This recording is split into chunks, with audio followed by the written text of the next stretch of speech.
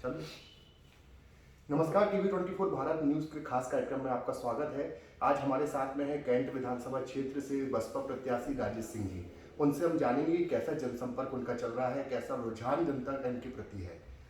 राजेश सिंह जी, आपका स्वागत है बहुत बहुत हमारे प्रोग्राम में। नमस्कार। आप बसपा प्रत्याशी हैं, पिछली बार भी आपने चुनाव में फाइट किया था। इस बार आप किन नए मुद्दों को लेकर चुनावी मैदान में हैं? देखिए, ये मैं दूसरी बार मुझे पार्टी ने मौका दिया है, तो सबसे पहले मैं हमारी पार्टी की नेता परम आदरणीय हमारी मायावती जी का शुक्रिया अदा करता हूँ कि उन्होंने मुझ में विश्वास जताया और मुझे दोबारा चुनाव लड़ने का मौका दिया कैंट विधानसभा जबलपुर से। मेरा पहला जो अनुभव रहा उसमें मैंने देखा कि जबलपुर कैंट खासतौर से समस्याओं से पूरी तरह से ग्रस्त है और ये भाजपा सरकार की जो पॉलिसियाँ रही हैं यहाँ पर, खास तौर से मध्य प्रदेश के अंदर में, ये एक प्रयोगशाला के तौर पे मध्य प्रदेश को उन्होंने बना के रखा है। उनकी सारी जो पॉलिसियां हैं एक भी आम आदमी के हित में नहीं है।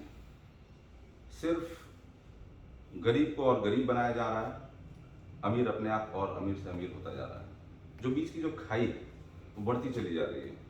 समस्या ऐसा है जो बेसिक नीड्स तो यहाँ फुलफिल हो ही नहीं रही, बात उससे ऊपर की कैसे जाए। आज भी हमारा समाज गरीब वर्ग, चाहे वो किसी भी समाज का हो, जो गरीब वर्ग है वो और गरीब होता जा रहा है। उसके पास बेसिक नीड्स ही नहीं है, रोटी कपड़ा मकान ही नहीं है। देखिए आप सड़कों का हाल देखिए, गलियां देखिए, लोगों के पास सबसे जो बड़ी बात है, पीने का पानी नहीं है, ठीक से साफ पानी नहीं मिल रहा है। शिक्षा नहीं है यहाँ पे, शिक्षा का तो इतना अभाव है कि सरकारी स्कूल बंद हो गए, बच्चे पढ़ नहीं पा रहे हैं, स्कूल नहीं जा रहे हैं, मजदूरी करने को विवश हैं, मजदूरी भी नहीं मिल रही है। हालात ये हैं, देश की आर्थिक स्थिति ऐसी बना दी है कि अब तो मजदूरी भी नहीं मिल रही है, भूखे मर रहे हैं।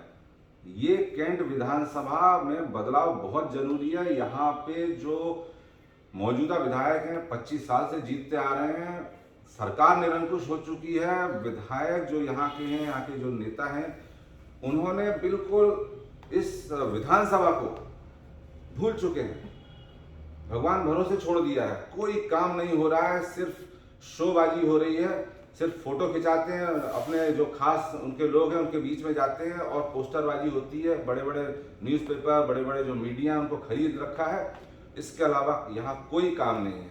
ये विधानसभा बदलाव के लिए तड़प रही है, आतुर है। लगातार भाजपा के द्वारा बोला जा रहा है कि हम विकास करा रहे हैं। यहाँ के वर्तमान जो विधायक है अशोक रोहानी, वो लगातार बोलते हैं हमारे यारों विकास कराया गया है, गरीबों का उत्थान किया गया है, सड़कें बनवाई गई हैं। तो उस पर आपका क्या कहना है? देखिए, कहने और करने में बहुत फर्क होता है। कहने को तो यही कहा जाएगा क्योंकि वो मौजूदा विधायक उन्हें ये कहना पड़ेगा, लेकिन आप चलिए यहाँ सड़कों पर, चलिए मेरे साथ यहाँ की बस्तियों में। यहाँ की बस्तियां हैं कजरवाड़ा, भीटा, भोंगाद्वार, कच्चे घर हैं, कच्ची गलियां हैं, नालियां बह रही हैं किनारे, ठीक से आप निकल नहीं सकते। रांची में जाइए, आप महसूस नहीं करेंगे कि आप एक आजाद भारत में सांस ले रहे हैं। इससे गंदी जो हालत है यहाँ जबलपुर अंदर किसी और विधानसभा में नहीं है। ये विधानसभा पूरी तरह से इन्होंने नष्ट कर दी है। कहीं कोई विकास नहीं हुआ है, किसी भी प्रकार का विकास नहीं है। इस बार अगर जनता आपको मौका देती है तो आप किन बातों को पहले प्राथमिकता देंगे? देखिए, मेरा जनता से आपके माध्यम से विनम्र अनुरोध है कि मुझे इस बार मौका दें। मैं 24 साल करीब मैंने फॉरेन में जॉब किया है। मैं चीफ इंजीनियर रहा हूँ मर्चेंट नेवी में। मैं प्योर टेक्निकल आदमी हूँ, मैं पॉलिटिशियन नहीं हूँ बेसिकली। लेकिन अपने समाज का हाल देख के, लोगों की हालत देख के, ये मेरे दिल में जो उनके प्रति जो दर्द है उसको देखते हुए मैं आज इस समाज सेवा में आया हूँ। मैं इसे राजनीति नहीं मानता, मैं ये नहीं कहता मैं राजनीति में आया हूँ, मैं ये कहता हूँ मैं समाज सेवा के लिए आया हूँ।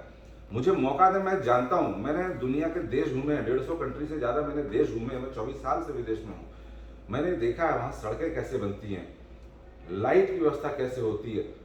आप कितनी भी बारिश हो जाए, वाटर क्लॉगिंग नहीं होती, पानी नहीं भरता, बिजली ऐसे नहीं जाती, यहाँ चली जाए फिर आ जाए, फिर चली जाए फिर आ जाए, कभी गई तो आई ही नहीं, 2-2 दिन लाइट नहीं है, अंधकार में। जाइए, असली अगर आपको देखना है जाइए उन बस्तियों में, आप देखिए यहाँ कुछ भी काम नहीं हुआ है।